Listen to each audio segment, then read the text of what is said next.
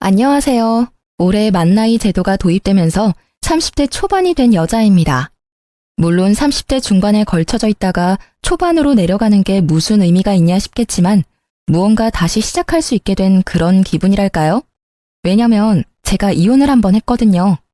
물론 시원하게 잊고 새 출발할 생각이긴 했는데 나이까지 젊어지니까 더 많은 걸 할 수 있을 것 같더라고요. 그래서 새 출발은 바로 여기서 제 이야기를 풀어놓는 걸로 출발하려 합니다. 저희 부모님 세대야 결혼하면 시집살이 남자가 갑이고 여자는 을이라는 제도가 심했잖아요. 하지만 요즘 사람들이 그러나요? 내가 불리하고 내가 당하는 걸 가만히 참고 있지 않죠. 저도 그랬어요. 괜찮은 남자인 줄 알고 결혼했더니 똥 밟은 거나 다름없었거든요. 그래서 피도 눈물도 없이 제가 당한 만큼 갚아주고 이혼하고 나서도 계속 지옥을 맛보게 해줬어요. 제가 무슨 일을 당했고 어떻게 대갚아줬는지 궁금하시다면 지금부터 집중해주세요. 서진 씨는 언제부터 재테크에 관심이 있었어요? 저희 스터디 모임 사람들 중에서도 서진 씨가 제일 잘 아시는 것 같아서요. 저는 시작한 지 얼마 안 돼서 조금 어렵더라고요. 저는 대학생 때 주식부터 조금씩 시작했어요. 부모님의 가정교육을 그대로 물려받았거든요. 그래서 어릴 때부터 재테크에는 계속 관심이 있었던 것 같아요. 취직하고는 부동산 경매나 매매도 한번 시도해봤고요. 우와, 정말 대단하세요. 그러면 서진 씨, 혹시 저도 서진 씨 옆에 있으면 서진 씨처럼 될 수 있나요? 몇 가지 물어보고 싶은 게 있는데 시간 되시면 언제 밥 한 끼 같이 먹어요? 제가 살게요. 남편과 저는 부동산 스터디 모임에서 처음 만났어요. 친정부모님이 재테크로 빛을 본 사람들 중 하나였고요. 그 피를 물려받아서 그랬는지는 몰라도 저도 재테크에 관심이 워낙 많았죠. 보는 눈도 남달랐고요. 처음엔 그저 스터디 모임 동료라고만 생각했던 사람과 사적인 자리가 많아지고 둘만 보는 날이 많아지니까 저희는 자연스럽게 연인이 됐고 1년 만에 결혼 얘기까지 오가는 깊은 사이가 된 거예요. 남편은 재테크에 관심은 많은데 모르는 게 정말 많았어요. 모르는 것만 많으면 다행인데 그나마 연애 때는 제 말을 열심히 듣는 줄 알고 가르치면 잘 따라오겠거니 했거든요. 근데 결혼했더니 신혼 초부터 대형 사고를 친 게 아니겠어요? 왜 그런 사람들 있잖아요. 절대 재테크에 손대면 안 될 사람들이요. 그게 바로 남편이었죠. 남편이 귀가 이렇게 얇은지 연애 때는 몰랐는데 결혼하고 그게 보이기 시작하면서 자주 싸우기 시작했던 것 같아요. 당신 진짜 미친 거야? 누가 투자를 대출까지 받으면서 해. 투자의 기본도 몰라? 적어도 나한테 물어보기라도 했어야지. 왜 혼자 결단 내리고 멍청하게 일을 키워? 진짜 꿀 정보라고 알려주는데 당장 돈이 없는 걸 어떡해. 나도 돈 있으면 내 돈으로 했지. 당신한테 말하면 당신이 돈 줄 거야? 돈만 준다면야 당신한테 무조건 다 말하지. 그냥 당신은 아무것도 하지 마. 회사에서 주는 월급 70%라도 적금 넣어. 그거만 해. 당신은 투자에 소질이 없어. 재테크가 아무나 하면 되는 줄 알아? 너 지금 나 무시하냐? 그래, 네 똥 굵다. 투자 조금 실패했다고 사람 되게 꼽주네거. 내가 진짜 좋은 정보 알아와도 너한테만 절대 말 안 해줄 거야. 나중에 후회하지나 말라고. 이렇게 남편은 주변에서 그저 좋은 정보라고 알려주면 대출까지 받아서 투자하는 스타일이었어요. 이러니 저만 답답하고 속이 터지죠. 저놈은 지가 뭘 잘못했는지 아예 모르더라니까요. 아니, 사람이 투자했다가 돈을 날린 적이 한두 번이 아니면 정신 차리고 다른 방법을 찾아야 하잖아요. 근데 남편은 자기 자존심이 먼저고 자기가 무조건 틀리지 않았다며 우기기 선수였어요. 그래서 신혼 초부터 서로 목소리가 커질 수밖에 없었죠. 심지어 제 말을 듣지도 않았거든요. 무시하냐고? 무시할 만 하니까 무시하는 거야. 너 내 말만 들었어도 이렇게 망하진 않았다고. 근데 너야말로 매번 내 말 무시하고 다른 사람 말만 듣다가 이 꼴 난 거잖아. 너? 너 지금 나한테 너라고 그랬냐? 이게 진짜... 됐다. 내가 너랑 무슨 말을 더 해. 이제 그냥 각자 알아서 하자고. 너는 너대로 나는 나대로. 누가 이기나 해보자. 그래. 남편은 절대 제 말을 들을 생각이 없어 보였습니다. 대체 저건 무슨 똥꼬집이죠? 저는 거의 10년을 재테크 공부를 했어서 제 명의 땅이랑 건물도 있고요. 주식도 꽤 많이 올랐거든요. 자기 옆에 있는 아내가 잘 되고 있으면 자기한테도 좋은 거잖아요. 그리고 제가 저만 잘 되자고 하는 것도 아니고 같이 잘 되자고 남편한테 알려주면 괜히 심술 부리면서 그건 절대 아니라고 오히려 지가 날 무시하면 무시했다니까요. 저도 남편 말에 더는 참지 못하고 네 말대로 각자 알아서 하자고 그랬네요. 그래봤자 지만 손해지. 안 그래요? 아니나 다를까 이틀 후에 시어머니가 집에 찾아오셨더라고요. 남편이 시어머니께 그대로 일러 바쳤나 보더군요. 너는 그런 황금 같은 정보가 있으면 네 남편이랑 상의도 해보고 네가 확신이 있었다면 남편한테 끝까지 밀어붙여서 같이 투자하게 해야지. 왜 치사하게 너 혼자 투자해서 너 혼자 득을 봐? 부부는 일심동체라는 말도 모르니? 너 혼자 다 헤쳐먹고 우리 아들한테 갑질하려고 이러는 거야? 시어머니는 퇴근하고 들어오는 저를 보자마자 삿대질에 눈에 쌍심지까지 켜고 절 아주 파렴치하고 나쁜 년으로 몰아붙였어요. 어머님 아들 머리가 돌대가리라서 아무리 제가 알려줘도 똥주시게만 반응하는데 그걸 제가 뭘 어떻게 하겠어요? 그건 제 잘못이 아니잖아요. 그것도 실력이에요, 어머님. 뭐야? 시어미 앞에서도 따박따박 말대꾸하는 거 보니까 너 우리 아들은 아주 개똥으로 보이겠다. 지금 네가 돈 좀 쥐고 있다고 우리를 아주 우습게 보나 본데 사람 일은 어떻게 될지 모르는 거야. 네가 아무리 재테크에 능하니 어쩌니 해도 한순간에 쫄딱 망하는 게 그 재테크라고. 알아? 그래서 사람들이 공부하는 거예요, 어머님. 근데 남편은 공부하려는 노력도 없이 그저 돈만 벌고 싶어서 다른 사람 말만 듣다가 어머님 말씀처럼 쫄딱 망했잖아요? 어머님도 더 나이 들어서 자식 때문에 쫄딱 망하고 싶지 않으시면 남편 부추기지 않는 게 좋아요. 대체 제가 지금 뭘 하니? 너 정말 미친 거야? 시어머니는 제가 맞는 말만 하니까 받아칠 말씀이 없으셨는지 이제는 손찌검까지 하려고 했는데요. 남편은 정말 못난 놈처럼 시어머니 뒤에 숨어서 응원만 하고 있더라고요. 저는 시어머니가 날리는 손을 아주 손쉽게 맞고는 시어머니가 아닌 남편을 똑바로 쳐다봤어요. 너 이렇게라도 살고 싶으면 나한테 이러면 안 되지. 네 놈이 혼자 이런 집에서 소고기에 해산물에 맛있는 밥만 먹을 수 있을 것 같니? 지금 대출금 갚느라 빠듯할 텐데 이혼까지 하면 어떻게 살려고 이러는 거야?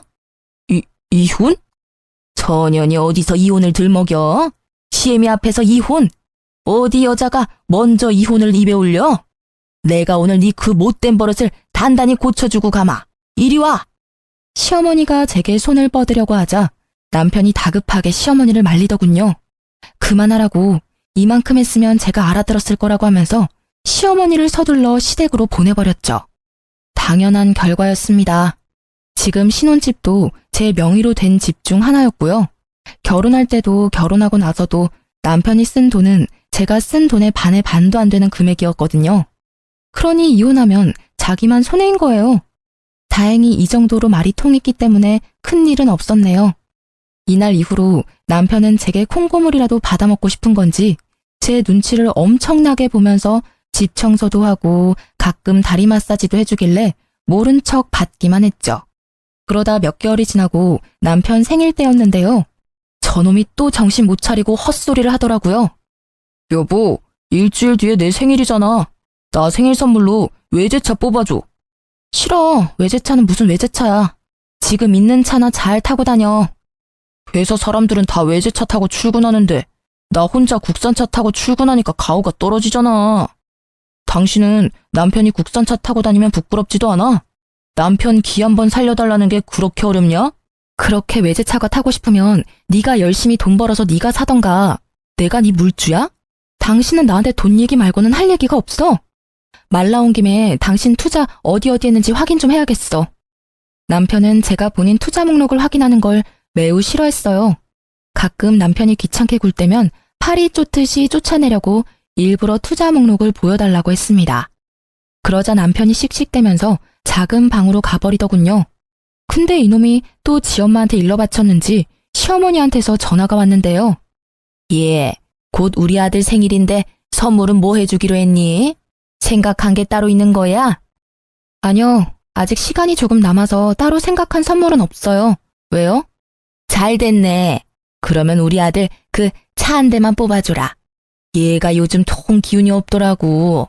네가 생일 선물로 외제차 하나 뽑아주면 너도 주변에서 사모 소리 듣고 얼마나 좋니? 이런 게 상부상조 아니겠어? 내가 봐놓은 차가 있는데. 어머님, 그런 거 선물이라고 막 사주면 버릇만 나빠져요. 본인이 그렇게 좋은 차 타고 싶으면 차주 먼저 좋은 사람이 돼야 하지 않겠어요? 그리고 사람이 엉망인데 차만 좋으면 어디다 쓰겠어요. 그러면 오히려 사람들한테 욕먹는다고요. 오늘 말씀은 못 들은 걸로 할게요. 아마 제가 저렇게 말하면 남편 귀에도 들어갈 거예요. 퇴근하고 집에 갔더니 역시나 삐져 있더라고요. 대체 왜 삐졌는지는 이해할 수 없어서 그냥 내버려 뒀어요. 제가 달래줘야 하는 의무는 없으니까요. 그런데 3일이 지났나? 갑자기 남편이 저한테 먼저 말을 걸어왔는데요. 정말 지금 생각해도 황당하기 짝이 없는 말이었죠. 나 차 폐차했어. 뭐? 멀쩡한 차를 왜 폐차해? 당신 미쳤어? 멀쩡하긴. 하나도 안 멀쩡했어. 그래서 내가 외제차 생일 선물로 받고 싶다고 그런 건데. 나 이제 차도 없는데 생일 선물로 사주면 안 돼? 진짜 고장 안 내고 잘 타고 다닐게. 응? 여보, 출퇴근하려면 차는 있어야 하잖아. 불편하게 어떻게 버스나 지하철을 타고 다녀 내가. 당신이 당신 차 폐차시킨 건데 왜 내가 외제차를 사줘야 한다는 결론이 나오는 거지? 버스를 타고 출근하든 지하철을 타든 걸어가든 당신 알아서 하세요. 남편이 싸지른 똥 치우려고 결혼한 게 아니거든. 난 네 와이프지 네 엄마가 아니니까. 남편의 속내가 훤히 보이는 짓에 더는 반응해주지 않았습니다. 폐차시키고 오면 제가 차를 사줄 거라는 발상은 대체 어디서 나온 거죠? 진짜 웃기지 않아요? 저러니 머리 나쁘단 말을 들어도 지가 머리 나쁜지 모르고 살잖아요. 어차피 지 분에 못 이겨서 저지른 일인데 제가 거기에 일일이 반응해주면 더 날뛸 게 분명하니까 애초에 안 된다고 단호하게 말하고 그 이후엔 눈 하나 깜빡하지 않는 태도로 일관했답니다. 남편은 출퇴근을 지하철 타고 하더라고요. 불편한지 집에서 계속 투덜대는데도 무시했어요. 그런데 이놈이 또 사고를 친 겁니다. 어쩐지 이날은 제 눈치를 막 보면서 일찍 출근해야 한다고 먼저 불이 나게 나가더니 제 차를 타고 출근했더라고요. 그것도 저 몰래 간다고 거짓말까지 하면서요. 이 정도 선에서 그쳤다면 제가 사연을 쓰지도 않았겠죠. 이날은 제가 휴무 신청해서 집에 있었거든요. 남편이 퇴근하고 와서도 몰랐어요. 제가 차가 망가진 걸 안 건 바로 다음날 출근할 때였습니다. 저는 누가 제 차를 박은 줄 알고 바로 블랙박스를 확인했는데요. 근데 웬걸 범인이 남편이더군요. 일단 사진을 찍어두고 택시 타고 출근했네요. 도무지 일이 손에 안 잡혀서 반차 내고 집에 돌아갔죠. 남편이 퇴근하고 오자마자 핸드폰으로 찍은 사진을 얼굴 앞에 들이밀면서 따져 물었어요. 미쳤어? 이제 내 차도 폐차시키려고 작정한 거야? 너 이거 어쩔 거야? 어쩔 거냐고. 나 아니야. 내가 했다는 증거 있어? 방금 퇴근하고 와서 피곤한 사람한테 난리야? 증거가 없어? 너 바보냐? 블랙박스에 다 찍혀있는데 증거가 없긴 왜 없어? 대체 내 차로 뭘 한 거야? 뭘 했길래 사이드 미러는 덜렁거리고 차 문이 다 긁혀있냐고. 나도 억울해. 주차장에 좋은 자리가 거기 한 군데였는데 그 옆에 어떤 놈이 주차를 역같이 해놨잖아. 그래도 어떡해. 주차는 해야지. 그 차 안 긁으려고 하다가 반대편 벽에 사이드 미러가 눌리면서 차가 다 긁혔더라고. 야, 그걸 지금 말이라고 해? 너 내가 준 물건들 전부 뺏기고 싶어? 차도 없는 마당에 알몸으로 회사 출근해 볼래? 이 집에 네 물건은 네 몸뚱아리 하나뿐이면서 감히 내 차를 몰래 타고 나가서 사고까지 내고 와? 너 내 손에 진짜 죽어볼래? 저는 열받을 대로 받아서 남편에게 막말을 서슴지 않았어요. 아니, 막말이 미친 듯이 나왔죠. 이 상황에서 저처럼 하지 않을 사람 있나요? 제가 악을 쓰면서 남편에게 대들자 남편은 지가 잘못해놓고 지가 목소리를 더 키우더라고요. 내가 배상해주면 될 거 아니야. 넌 무슨 애가 이렇게 정이 하나도 없냐? 야, 수리비 그깟 내줄게. 얼마면 되는데? 3만 원? 5만 원? 자자, 먹고 떨어져라. 남편은 5만 원까지 불러놓고 10,000원짜리 3장을 던져주고는 작은 방으로 들어가 버렸어요. 자기가 먼저 수리비 내준다고 했으니까 저는 바닥에 떨어진 돈은 줍지도 않고 다음날 바로 수리점에 갔습니다. 수리비 견적서까지 뽑아서 남편에게 가지고 갔죠. 남편이 하나 간과한 사실이 뭔 줄 아세요? 바로 제 차는 외제차라서 수리비가 어마어마하게 나온다는 거예요. 진짜 멍청이라니까요. 아직도 삐져서 작은 방에 숨어있는 남편을 불러냈고 견적서를 보여주었습니다. 수리비 준다며? 내놔. 견적서에 적힌 금액 보이지? 뭐 3만 원? 5만 원? 참나. 그 돈으론 내 차 바퀴에 공기도 못 넣어. 그니까 얼른 수리비 내놔. 300만 원? 무슨 수리비가 300만 원이 나와? 너 나한테 바가지 씌우는 거 아니냐? 있는 년들이 더 한다더니 대출금도 같이 안 갚아주면서 그깟 사이드미러 하나 박살났다고 300만 원? 야, 지나가던 개도 웃겠다. 인터넷에 검색해서 뽑아왔냐? 사람을 속이려면 제대로 속여야지. 이렇게 허술하게 하면 어디 속는 척이라도 하겠냐? 너야말로 정신승리 그만하고 못 믿겠으면 같이 가. 수리점에 가서 물어보자고. 이 견적서가 가짜인지 진짜인지. 진짜인 거 확인하면 당신 300만 원 무조건 내놔. 알겠어? 남편은 제가 진짜로 견적서를 위조해서 가져왔다고 생각하는 건지 실실 웃으면서 따라 나오더군요. 택시 타고 수리점에 도착할 때까지 나불대더니 수리점에서 톡톡히 알려주자 남편 얼굴이 사색이 됐죠. 여보, 내가 미안해. 난 수리비가 이렇게까지 나올 줄 정말 몰랐어. 진짜야. 나 돈 없는 거 당신이 제일 잘 알잖아. 나한테 300만 원이 어딨다고 수리비를 진짜 받으려고 그래. 한 번만 용서해주라. 돈 말고 내가 다른 걸로 갚을게.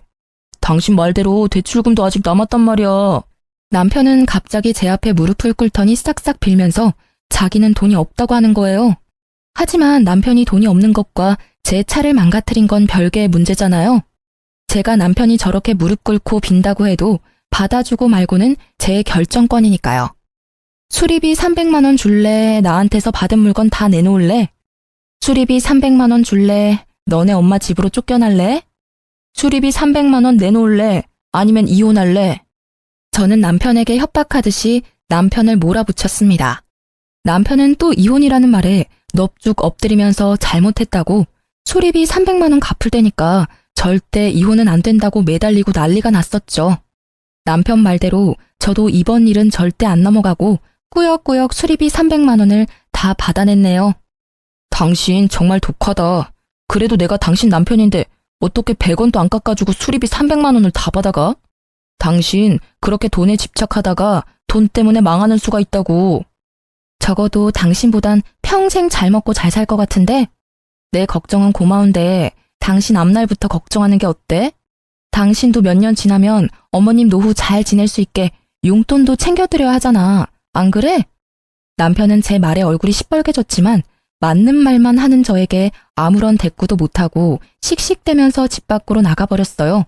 그러게 매번 이기지도 못할 싸움을 왜 걸어오는지 모르겠더라니까요. 가만히 있어도 반은 간다는 말도 있는데 저놈은 그걸 왜 모르는 건지. 그래도 매번 제가 이기는 싸움이라 그나마 버티고 살았는데요.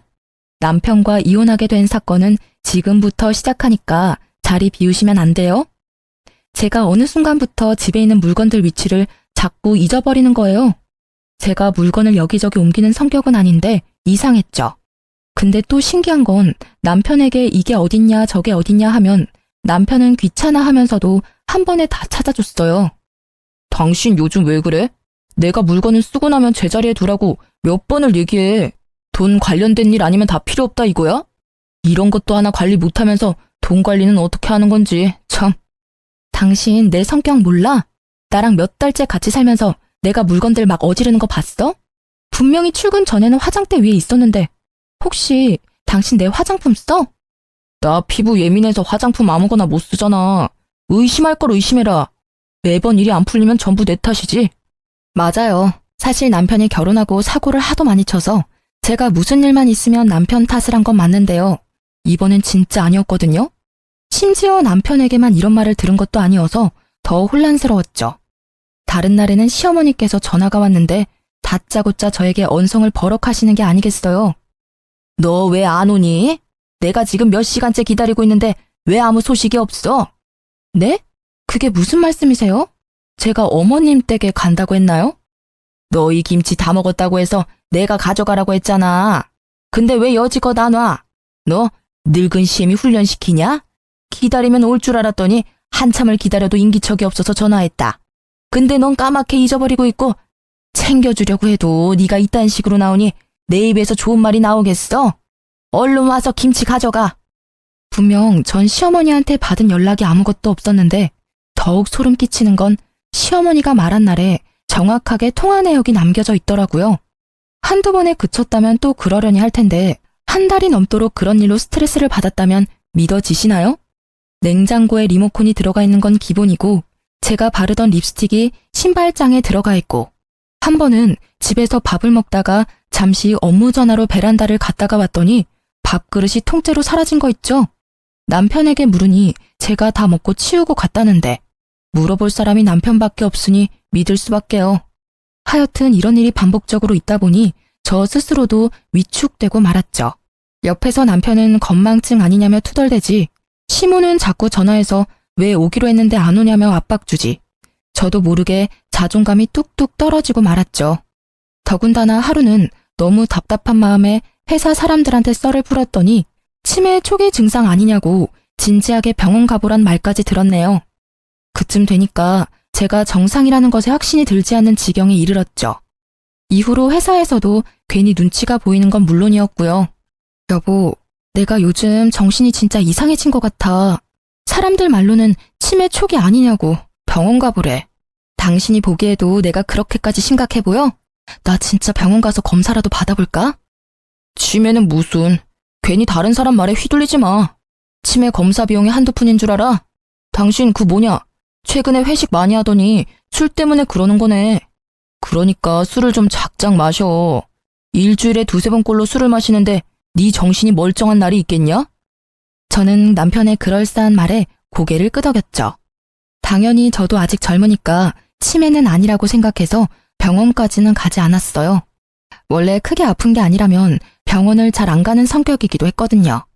며칠 뒤 시어머니께 전화가 와서 받았더니 대뜸 저에게 칭찬을 해주시는 거예요. 예, 너 정말 잘 생각했다. 진작 그랬으면 얼굴 붉힐 일도 덜 했을 거 아니야. 그래도 생각보다 일찍 결정했으니 네, 그건 칭찬하마. 이제야 나도 마음이 한결 놓이네. 네? 뭘 칭찬하신다는 거예요? 어머님, 전화 잘못 거신 것 같은데요. 잘못 걸기는 내 며느리한테 잘만 걸었구만. 네가 우리 아들한테 네가 가진 땅이랑 건물 두 채 그거 우리 아들 명의로 해주겠다고 했다면서. 그 말 듣고는 요 근래 근심 걱정이 싹 내려갔잖니. 어머님, 죄송하지만 저는 남편한테 그런 말 한 적 없어요. 남편이 그러던가요? 제가 제 땅이랑 건물을 자기 명의로 하게 해주겠다고? 어머님, 저 남편이랑 잠깐 통화 좀 할게요. 저는 시어머니 말씀에 어이가 없었어요. 이 남자가 한동안 조용하더니 이렇게 사람 뒤통수를 치는구나 싶었죠. 전화를 끊으려는데 시어머니가 하는 말에 전화를 끊을 수 없었습니다. 증거가 있다고 했거든요. 요즘 네가 자주 깜빡깜빡하더니 그래서 기억을 못하나 보네. 젊은 애가. 네가 우리 아들이랑 구두로 약속까지 다 했잖아. 아들이 녹음했다고 들려주던데. 기억 안 나면 너도 아들한테 연락해서 네가 직접 녹음한 거 들어봐라. 들으면 기억이 돌아올 수도 있잖니. 시어머니는 저를 안타깝게 여기는 듯이 혀를 끌끌 차면서 전화를 먼저 끊었어요. 도대체 이게 어떻게 된 일인지, 세상이 저를 상대로 몰래 카메라라도 찍는 건가? 하는 생각도 들었습니다. 너무 혼란스러워서 머리까지 아플 지경이었죠. 저는 시어머니 말대로 남편에게 물어보기로 했어요. 남편에게 시어머니와 통화했던 말을 고스란히 전해주자 남편은 아주 당당하게 전부 사실이라고 하더군요. 정말로 저만 기억 못하는 그 약속이 사실이라며 아주 자신만만하게 얘기했다니까요. 당신 정말 하나도 기억 안 나? 역시 이럴까봐 녹음해놓길 잘했다니까. 아, 녹음본 들려주기 전에 말해두는데 이 녹음 당신도 합의한다고 해서 녹음한 거다. 그러니까 이걸로 이혼이니 뭐니 협박도 안 통한단 소리야. 알았지? 저는 남편 말은 대충 귀등으로 듣고 얼른 녹음을 틀어달라고 했어요. 남편은 입가에 미소를 숨기지 못하고 녹음본을 들려줬는데요. 물구나무 서서 들어도 제 목소리임이 확실하더라고요. 제 표정이 어두운 걸 남편이 알아챘는지 갑자기 제 손을 붙잡고는 남편 표정도 점점 어두워지더군요. 그때 정말 심장이 내려앉는 줄 알았습니다.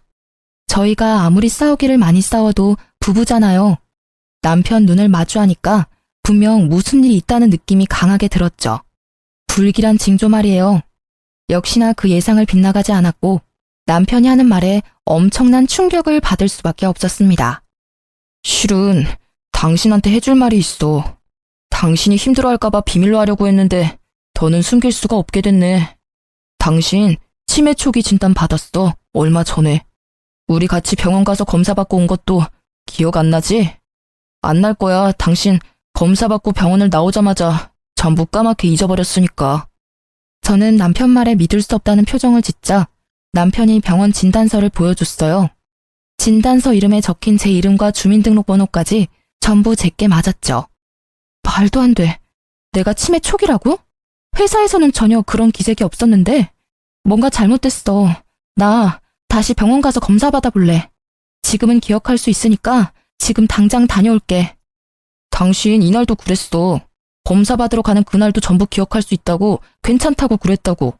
여보, 인정해. 진단서까지 보여줬는데 왜 못 믿는 거야? 당신 정말 안 되겠다. 당신이 가지고 있는 주식도 나한테 넘겨. 당신 이 정신으로 투자금 관리 못해. 당신도 느끼잖아. 여러분, 정말 소름 돋지 않나요? 남편이 종일 저를 따라다니면서 제가 투자하고 있는 부동산에 주식까지 넘기라고 했습니다. 하지만 저는 수상해도 너무 수상하니까 소형 카메라를 사서 집안 이곳저곳을 설치하고 또 대학병원에 가서 진료도 보았습니다. 결과가 어땠냐고요? 당연히 정상이라고 나왔어요. 그럴 수밖에 없는 너무나도 당연한 결과였거든요. 그러면 남편이 준 진단서는 어떻게 된 건지 궁금하시죠? 저도 진단서 때문에 70%는 믿었는데요.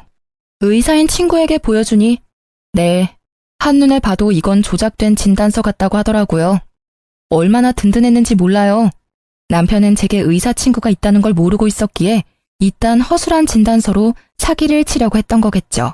이제야 퍼즐이 딱딱 맞춰지더군요. 저는 치매가 아니었고 남편은 저를 치매로 만들기 위해서 일부러 집안 물건을 옮겨놓고 제가 깜빡한 것처럼 가스라이팅까지 하며 큰 그림을 그리고 있었어요. 느낌상 시어머니도 한패인 듯 했습니다.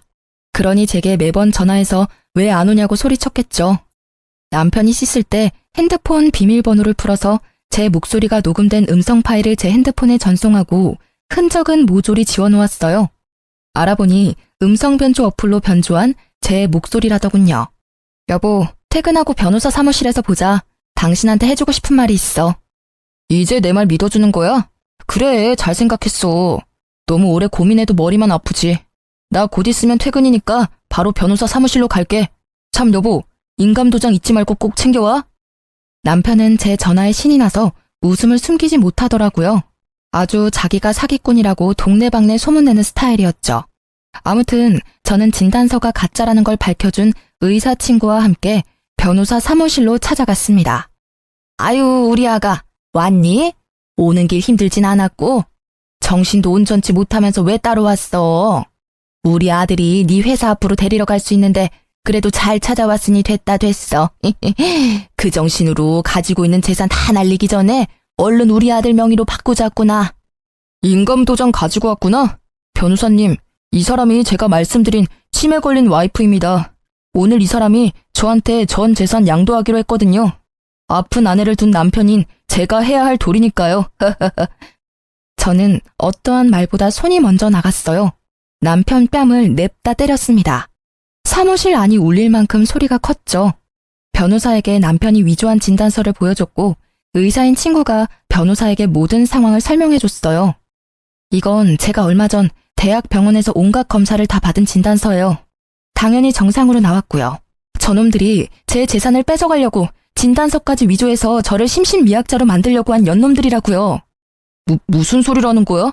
당신이야말로 왜 이래? 당신 아직도 치매라고 못 받아들인 거야? 이런다고 상황이 달라지는 건 아무것도 없어. 변호사님 앞에서 부끄럽게 그만하지 못해? 거기 우리 며느리 친구 의사라고 한 것 같은데 의사면 이렇게 진단서를 가짜로 만들고 해도 되는 거예요? 친구가 정신이 안 좋고 그러면 납득할 수 있게 해줘야지. 이딴 거나 만들어주는 게 무슨 친구라고? 얘, 너 당장 저 친구랑 연 끊어라. 네 인생에 하나도 도움 안 될 친구야. 내가 딱 보면 알지. 내 인생에 하나도 도움 안 될 사람은 내 친구가 아니라 바로 당신들이야. 변호사님, 이 녹음도 저 사람들이 목소리 변조해서 만든 거라네요? 제 목소리가 아니라요. 이러면 저 사람들 처벌할 수 있는 거죠? 전 절대 합의해줄 생각이 눈꼽만큼도 없거든요. 네, 허위로 작성했다는 사실이 밝혀진다면 허위 진단서 등 작성죄로 처벌할 수가 있죠. 그런데 친족상도례라는 특례제도가 있어서요. 고소하더라도 배우자 간 발생한 절도죄와 사기죄 등의 재산범죄에 대해선 형을 면제받을 수가 있거든요. 시어머니와 남편은 더욱 기세등등하게 나오더라고요. 저는 태블릿에 다운받아온 영상 하나를 보여주며 말했죠. 이걸로도 충분히 이혼 소송은 할 수 있지 않나요? 저 위자료도 청구하겠습니다. 저들이 저를 심신미약자로 만들고 제 돈까지 괄취하려 했던 시간에 대한 위자료요. 그건 제가 집 곳곳에 숨겨놓은 소형 카메라에 찍힌 영상인데요. 남편 놈이 제가 썼던 물건을 곧바로 옮겨놓고는 뻔뻔하게 모르는 척하는 모습이 적나라하게 찍혀 있었죠. 심지어 제 휴대폰 비밀번호도 알고 있었는지 몰래 가져가 시모와의 통화 기록을 남겨둔 것도 모조리 찍혀 있었죠. 네, 충분히 가능합니다. 그리고 한 가지 말씀 못 드린 게 있는데 남편분 무슨 생각으로 이런 일까지 벌이셨는지 모르겠지만 의사소견에 의해 치매 상태인 게 인정이 되면 명의 이전에 대한 모든 계약은 이전 무효 처리가 됩니다. 말 그대로 정상적으로 이루어진 소유권 이전 등기가 아니기 때문이죠. 어쨌거나 계획하신 대로 진행하셨어도 원하시는 소유권은 인정받기가 매우 힘들다는 말입니다. 그리고 재산 괄취를 목적으로 의사소견서를 허위 작성하셨으니 이혼 청구에 대한 아내분 소 제기는 충분히 가능한 일이죠. 그러자 시어머니와 남편이 서로 눈치를 막 보다가 시어머니가 먼저 무릎을 꿇길래 공범이라는 걸 확신했네요. 남편도 시어머니 따라 무릎을 꿇었고요. 아이고, 내가 잘못했다. 우리 아들은 아무 죄가 없어요. 내가 전부 시켜서 한 일이야. 그러니 이혼 소송만은 하지 말아다오. 네가 자꾸 우리를 무시하고 우리 아들한테 이혼으로 협박하니까 그래서 우리도 네가 다시는 이혼 소리 못하게 겁만 살짝, 아주 살짝 주려고 했던 게야, 응? 맞아. 엄마 말이 사실이야. 내가 못나서 자존감이 낮아서 당신한테 화풀이 한 거야. 내가 미안해. 나도 다 잘못했고 전부 다 사과할게. 그리고 따지고 보면 당신이 공동명의로 안 해줘서 그런 것도 없지 않아 있지. 그래, 아가, 네가 너무 심하긴 했지. 너희가 결혼한 지 몇 달인데 공동재산이 없는 게 말이 돼? 그것도 여자가 재산이 너무 많으면 집안이 망해요, 망해. 아들 명의로 바꾸면 내가 얻는 게 뭐가 있다고 이랬겠어. 다 니들 잘 살라고 내가 도와준 거지. 이혼 소송할게요, 변호사님. 지금 바로 할 수 있나요? 저들은 저에게 사과를 하고 싶은 건지 자기들이 억울하다고 변명을 하고 싶은 건지 모르겠더군요. 어이가 없어서 소송하겠다고 했더니 시어머니는 제 왼다리, 남편은 제 오른다리를 붙잡고 매달렸어요. 당신이 나랑 정말 못 살겠다면 이혼해줄게. 대신 소송 말고 합의로 해주면 안 될까? 나 정말 돈이 없어서 그래. 당신 알잖아. 당신한테 수리비 300만 원까지 갚고 땡전 한 푼 없는 거. 우리 엄마도 이렇게까지 하는데 이 정도는 해줄 수 있잖아. 마지막으로 부탁할게. 제가 소송 없이 협의 이혼을 했을까요? 네, 사실 남편과 시모가 감히 저를 치매로 몰아갔지만 그 함정에 제가 빠지지도 않았고 재산 피해액이 없으니 제가 원하는 대로 큰 처벌을 받게 할 수는 없더라고요. 그리고 남편이 제가 마음 바꾸고 소송 걸까봐 법원 출석에 적극적으로 임했고요. 가장 빠른 날에 협의 이혼 신청서를 냈고 아이도 없어서 숙려기간 모두 출석해 2달 만에 빠른 이혼을 했죠.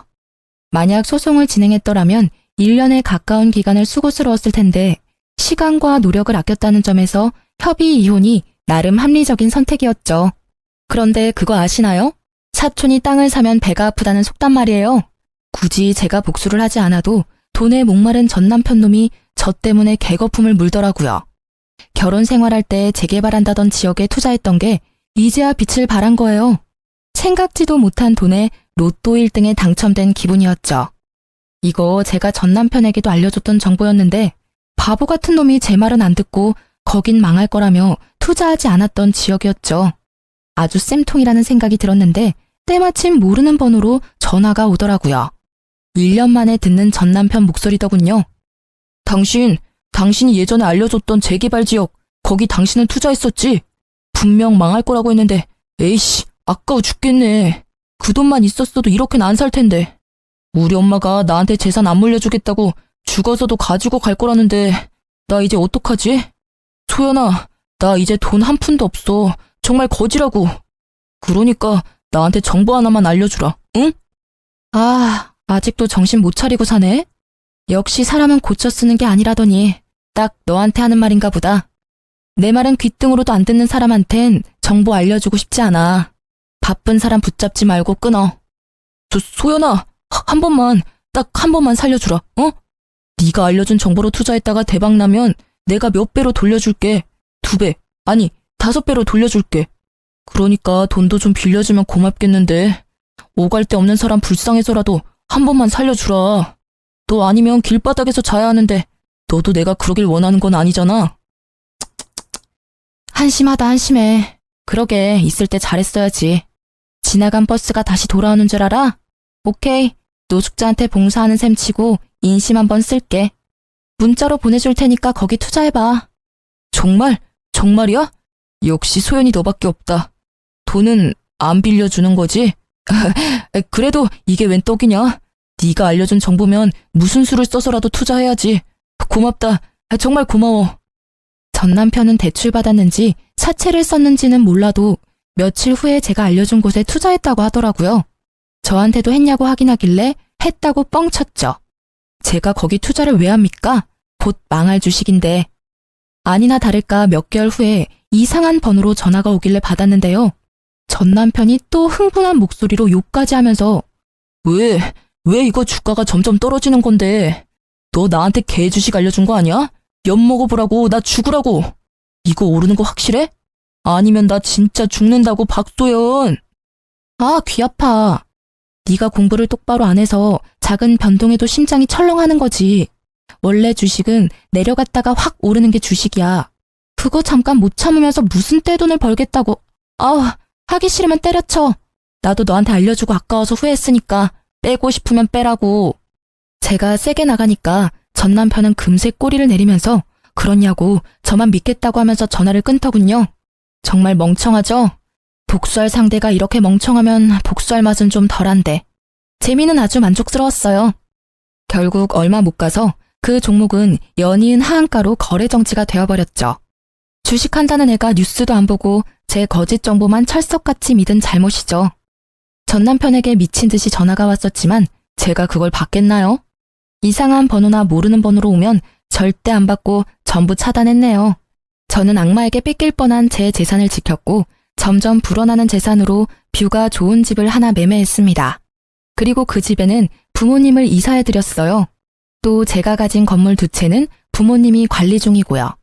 안 그래도 얼마 전에 아빠가 놀러 가셨다가 빗길에 미끄러져서 허리를 삐끗하셨다는 거예요. 네 아빠는 아직도 자기가 20대인 줄 아나 봐. 원래도 허리 안 좋은 양반이 왜 저리 날뛰나 몰라? 네 엄마가 요리를 못해서 병원 밥 먹으려고 그러는 거지. 네 엄마는 자기 요리가 세상에서 제일 맛있는 줄 알아요. 여보, 거기는 치료받는 곳인데 그렇게 누르면, 아이고, 내 허리. 아빠가 워낙 장난기가 많으셔서 엄마한테 매번 혼나시거든요. 알면서 꼭 저러신다니까요. 그래도 꾸준히 치료받아서 지금은 많이 호전됐다고 들었어요. 아마 이번 주 내로 퇴원하신다고 하니까 아빠 퇴원하는 날에 가서 부모님이랑 맛있는 거 먹고 오랜만에 가족끼리 시간 좀 보내려고 합니다. 참, 제 입으로 이런 말은 조금 부끄럽긴 한데 부모님은 제 덕분에 노후가 즐겁다면서 특히 아빠가 모임을 나가면 제 자랑을 끊임없이 한다고 들었어요. 엄마도 그 얘기를 해주는데 웃음이 끊이질 않더라고요.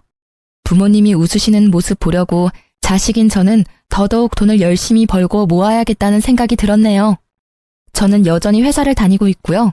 달라진 점이 있다면 최근에 봉사와 기부를 열심히 하고 있어요. 어려운 이웃들을 돕고 사는 게 보람도 있고 기분도 좋길래 여러 가지 하고 있습니다. 아마 앞으로도 재테크 공부를 꾸준히 해서 그 돈으로 불우한 사람들에게 도움 주는 멋진 사람이 되고 싶어요. 다들 제 이야기 끝까지 들어주셔서 감사합니다. 복 받으실 거예요.